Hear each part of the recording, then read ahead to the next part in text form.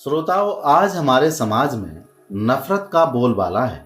नफरत कुछ ज्यादा ही बढ़ती चली जा रही है। भाई भाई में दूरी हो गई है, रिश्ते नाते तार तार हो गए हैं। क्या छोटे क्या बड़े, सब नफरत के शिकार होते जा रहे हैं। और प्रत्येक व्यक्ति कभी ना कभी किसी ना किसी जीवन के मोड़ पर नफरत का सामना करता ही है। पहले के लोगों की अपेक्षा आज के दौर में समानता के प्रयास भी बहुत तेजी से हो रहे हैं। गैर सरकारी संगठन, समाज प्रेमी लोग, समाज सेवी, कुछ नेता, भारत सरकार समानता का प्रयास लाने में जुटी हुई है। लेकिन जितना ही प्रयास किया जा रहा है, उससे ज्यादा नफरत बढ़ती चली जा रही है। नफरत को कंट्रोल में लाना शायद ऐसा लगता है कि हमारी सदी के लोगों के बस की बात नहीं है। पहले हम सुना करते थे कि घर में लड़ाई हो गई है, परिवार के दो सदस्यों में लड़ाई हो गई है, और परिवार के ही कुछ सदस्य अपने घर के झगड़े को वहीं पे निपटा लिया करते थे।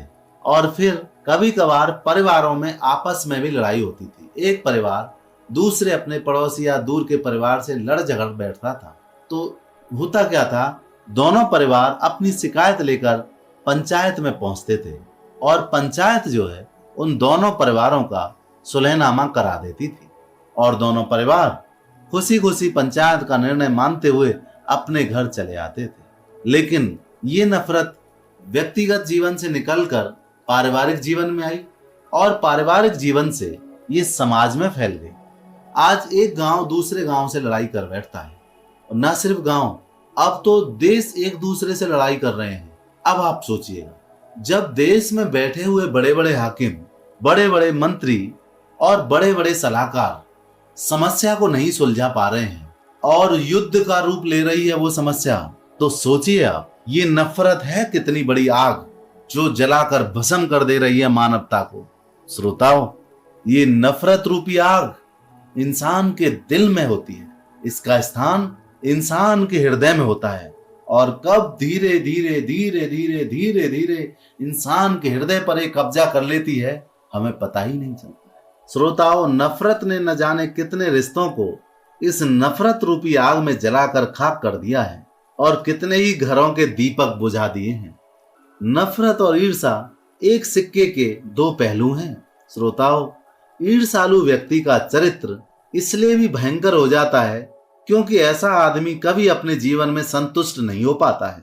नफरती व्यक्ति, या यूं कहूं ईर्ष्यालु व्यक्ति के पास चाहे कितना भी संसाधन उपयोग के लिए हो, तो भी वो उन वस्तुओं का आनंद नहीं ले पाता।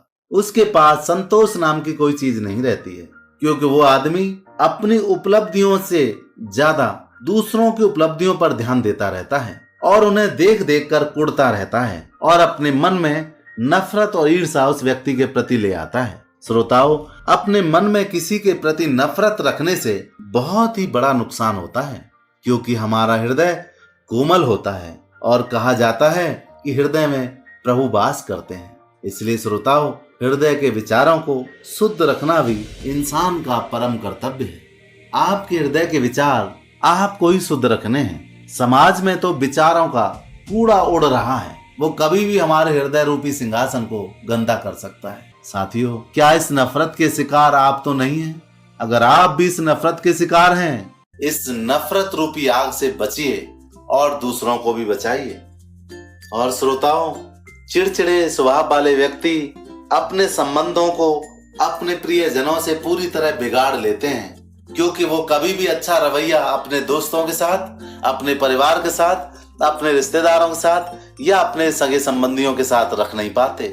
इसीलिए वो लोग भी उनसे धीरे धीरे दूर होने लगते हैं और कहते हैं, ये तो मूढ़ी व्यक्ति है, किसी की मानता ही नहीं है, न आप जानता है न किसी की मानता है। ये व्यक्ति बहुत घमंडी है, पता नहीं अपने आप को कितना ज्ञानी समझता है, पता नहीं इसके जीवन में ऐसी समझ कहां से आ गई है, किसी की मानता ही नहीं है और हमेशा उल्टे काम करता रहता है। श्रोताओं, नफरत भरे हुए इंसान के काम उसकी नजर में तो अच्छे हैं, लेकिन दूसरों की नजर में हमेशा गलत होते हैं। वो कभी अच्छा निर्णय नहीं ले पाता, कभी सही काम वो नहीं कर पाता, क्योंकि उसका घमंड और उसकी नफरत कभी उसे अच्छे के बारे में सोचने ही नहीं देती। वो तो स्वयं अपनी बड़ाई, अपने आप के बारे में लंबी चौड़ी बातें फेंकना, अपने आप को एक हीरो की तरह प्रस्तुत करना, अपने आप को एक विद्वान की तरह प्रस्तुत करना और ये समझाना लोगों को कि मैं ही ज्ञानी हूं, तुम तो मेरे सामने बेवकूफ हो। ऐसी सोच उस व्यक्ति की हो जाती है। क्या आपने ऐसे लोग देखे हैं समाज में? जी हाँ, ऐसे लोगों की कोई कमी नहीं है जो ना किसी की सुनते हैं और ना किसी की मानते हैं, ना आप जानते हैं ना किसी को जानने का मौका देते हैं। और ऐसे व्यक्ति पहले से ही अनाप शनाप बातों से भरे रहते हैं और लोग समझते हैं कि उनको सब कुछ पता है और उनको किसी की सलाह की कोई आवश्यकता नहीं है, और वो लोगों की सलाह के बदले उल्टा पुल्टा जवाब दूसरों को देते हैं और पूरी तरह से अपने माहौल को बिगाड़ लेते हैं। तो देखा श्रोताओ, एक नफरती व्यक्ति किस तरह अपने बच्चों से अपने ही हाथों से अपना ही नुकसान कर लेता है। नफरत इंसान को उसके असली सुख से परिचय कभी होने ही नहीं देती है, क्योंकि नफरती या ईर्ष्यालु व्यक्ति अपने दुख से दुखी नहीं है परंतु दूसरों के सुख से परेशान रहता है। नफरत इंसान की सोच और समझ को पूरी तरह बर्बाद कर देती है, क्योंकि इंसान को प्रभु ने एक सामाजिक प्राणी बनाया है और इंसान का परिवार, रिश्तेदार और अपने दुनिया में जो लोग हैं उनसे बड़ा गहरा नाता है। इसीलिए नफरत से भरपूर व्यक्ति कभी भी दूसरों को बढ़ते देखते हुए खुशी नहीं होता है। वो अपने आत्मसम्मान को प्राप्त करने के प्रयत्न में ही रात दिन लगा रहता है। वो सोचता है कि कहीं लोग उसके बारे में बुरा तो नहीं सोचते, कहीं लोग उससे जलन तो नहीं रखते। ऐसे ही बुरे संकालु विचारों से वो नफरती इंसान भरा रहता और जूझता रहता है। नफरत किसी भी मायने में श्रोता लाभदायक होती ही नहीं है।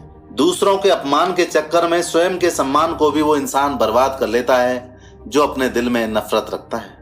श्रोताओं, कोई भी समझदार व्यक्ति नहीं चाहता कि वो नफरत का सामना करे या खुद वो नफरती स्वभाव से भर जाए। समझदार व्यक्ति नफरत से और नफरती विचारों से खुद को दूर रखना चाहता है। बताओ श्रोता, आप ही बताओ, नफरत जो है क्या किसी के फायदे की है? नफरत अचानक से किसी के मन मस्तक में जन्म नहीं लेती है। ये धीरे धीरे इंसान के हृदय में प्रवेश करती है और उसके हृदय में सारे खालीपन को अपने गिरफ्त में ले लेती है। श्रोताओं, आज हमारे साथ हैं भाई महेश। भाई महेश, आपका स्वागत है हमारे कार्यक्रम में। नमस्कार श्रोताओं, और भाई चंद्रपाल जी आपको भी नमस्कार। श्रोताओं, आपको बता दूं कि मेरे घर के पास एक वकील साहब रहते हैं जो खाने पीने में बहुत ही अच्छे हैं और सोसाइटी के सभी कार्यक्रमों में भाग भी लेते हैं। उनका बाल बच्चों से भरा पूरा परिवार है और उनकी बहुत ही अच्छी, समझदार और मिलनसार पत्नी भी है। मेरे कहने का मतलब है श्रोताओं, जो एक सुखी संपन्न परिवार में होना चाहिए वो सब कुछ उनके परिवार में है, लेकिन उनके पास सुख नहीं है। उनके मन में एक बात है जो मैं अच्छी तरह से समझता हूँ। वो किस बात से दुखी रहते हैं? वो दुखी रहते हैं एक बीमा एजेंट से जो उनके पास ही में रहते हैं। उनके सुख समृद्धि को देखकर वो बिल्कुल ही प्रसन्न नहीं रहते, इसलिए उनका कलेजा हमेशा जलता ही रहता है। जो बीमा एजेंट के पास गाड़ी है और जो भी पैसा है, जो भी सारी चीज सुख सुविधा की है, वो उनके पास भी होनी चाहिए। श्रोता, ये है एक नफरत का रूप है। जिस हृदय में ईर्ष्या अपना घर बना लेती है, वह व्यक्ति उन चीजों से कभी आनंद नहीं उठा पाता है जो उसके पास है। बिल्कुल सही कहा महेश जी। ऐसे बहुत से लोग हैं जो अपने सुख से सुखी नहीं है। दूसरों के दुख को लेकर या दूसरों को देखकर वो दुखी हो जाते हैं। जी सर, सही कह रहे हो आप। ऐसा ही तो हाल हमारे वकील साहब का है। जो नफरत इंसान को लाचार बना देती है। महेश जी, एक बगीचा को पाकर इंसान प्रभु का धन्यवाद दे और उसका आनंद ना उठाए, ये सोचकर कि मेरे पड़ोसी के घर में एक आम का पेड़ है, काश वो भी मेरे बगीचे में होता, तो ईर्ष्या नहीं है तो ये क्या है? जी जी चंद्रपाल जी, आपने सही कहा।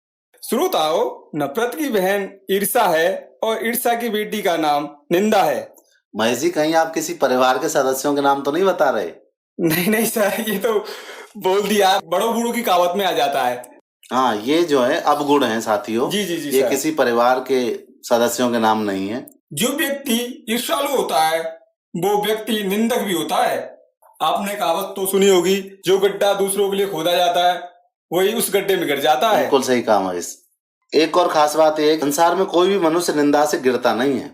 जीवन में सद्गुणों की कमी से इंसान लोगों की नजर में गिरते हैं महेश जी।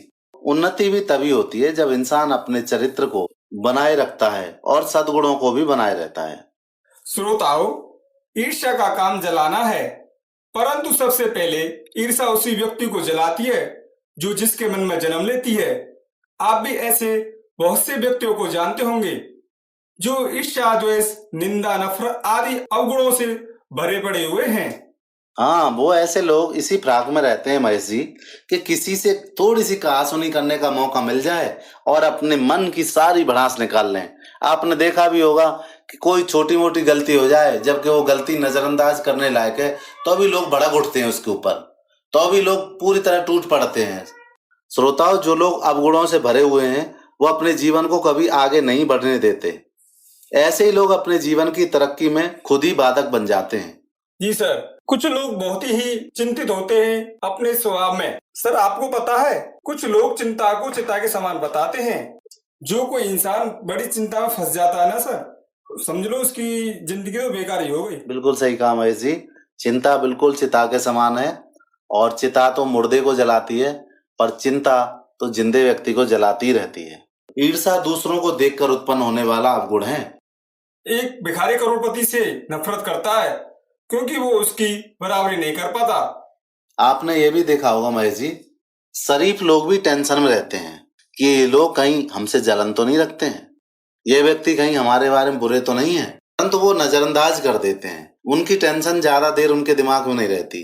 परंतु जो जलन से भरा हुआ व्यक्ति है वो दूसरों को देखकर हमेशा टेंशन में रहता है। आजकल शरीफ लोगों के साथ ये देखा गया है कि वो शरीफ लोग बेचारे अच्छे से जिंदगी जीते हैं, किसी से कुछ नहीं कहते, तो भी लोग उनकी निंदा करते ही रहते हैं, तो भी लोग उनकी बुराई हमेशा करते रहते हैं। फिर शरीफ लोग सोचते हैं कि हमने तो कभी यार किसी के साथ कोई ऐसी बुरी बात नहीं की, ना हमने किसी का बुरा सोचा, ना किसी की हमने कोई चीज चुराई, फिर भी लोग पता नहीं हमें दुश्मन क्यों समझते हैं। श्रोताओं, शरीफ लोगों से दुश्मनी इसलिए होती है क्योंकि वो शरीफ हैं और समाज में फैले हुए गुंडों से या समाज में फैले हुए अवगुणों से वो सामना नहीं कर पाते हैं। इसीलिए शरीफ लोगों को वो बुरा भला कहकर उनकी इमेज को गिराना चाहते हैं, जबकि शरीफ लोग हमेशा दुश्मनों की भलाई करते हैं और फिर भी शरीफ लोगों के पीछे दुश्मन पड़े ही रहते हैं। श्रोताओं, जलन और ईर्ष्या से बचने के उपाय तो बहुत हैं। अपने विचारों को बुरे विचारों से दूषित ना होने दें, अपनी संगति अच्छे लोगों के साथ रखें,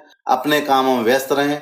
एक विद्वान नीत्शे ने एक बड़े अच्छा इस बात पर अपनी कहावत कही है। उसने कहा है कि बाजार की मक्खियों को छोड़कर एकांत में भागो, मतलब बुरे लोगों को छोड़ो और अकेले रह लो, ये ज्यादा ठीक है। इसलिए श्रोताओं, नफरत रूपी इस बुरे विचार को त्यागो, प्रेम धारण करो, और प्रेम में शक्ति है नफरत को खत्म करने की, और आप जितना प्रेम प्रस्तुत करेंगे उतनी नफरत खत्म होती चली जाएगी। तो श्रोताओं, अब हमें ज़रूर बताएं कि आपको हमारा कार्यक्रम कैसा लगा।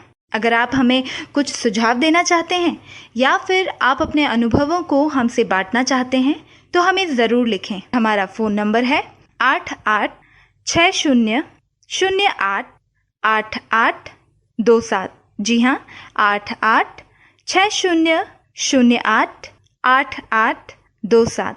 नमस्कार।